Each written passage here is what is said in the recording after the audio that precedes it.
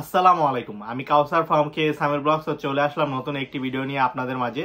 তো আজকের ভিডিওর বিষয়টি হচ্ছে ভারতীয় বর্ডারগুলো কেন বন্ধ হচ্ছে। তো আজকে এই বিষয়ে আপনাদের সাথে আলোচনা করব যে ভারতীয় বর্ডারগুলো কেন বন্ধ হচ্ছে। তো যারা যারা আমার চ্যানেলে নতুন রয়েছেন অবশ্যই চ্যানেলটিকে সাবস্ক্রাইব করে দিবেন।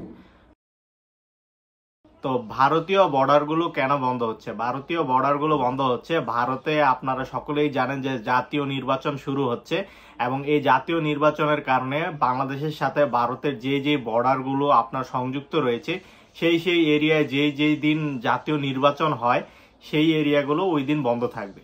যেমন বাংলাদেশ থেকে বর্তমানে এখন গেদে বর্ডার বন্ধ রয়েছে।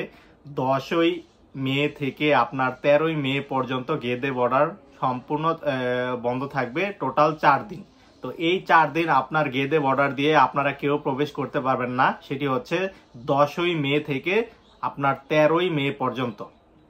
তো এই বর্ডারগুলো বন্ধ থাকবে, কিন্তু আপনার এই গেদে বর্ডার দিয়ে শুধুমাত্র জরুরি প্রয়োজনে, যেমন যারা মেডিকেল ভিসায় যেতে যাচ্ছেন তারা আপনারা সহজেই যেতে পারবেন, কিন্তু ট্যুরিস্ট সহ অন্যান্য যে ভিসা রয়েছে সেই ভিসার ক্ষেত্রে আপনারা গেদে বর্ডারটি এখন বর্তমানে ব্যবহার করতে পারবেন না 10ই মে থেকে 13ই মে পর্যন্ত।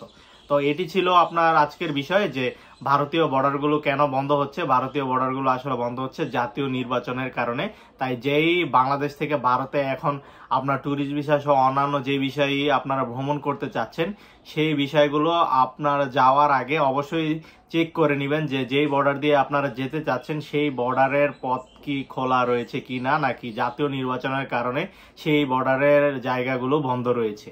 তো আজকের ভিডিও এতটুকুই। যদি ভিডিওটি ভালো লেগে থাকে তাহলে অবশ্যই চ্যানেলটিকে সাবস্ক্রাইব করে দিবেন। ধন্যবাদ সবাইকে। আসসালামু আলাইকুম।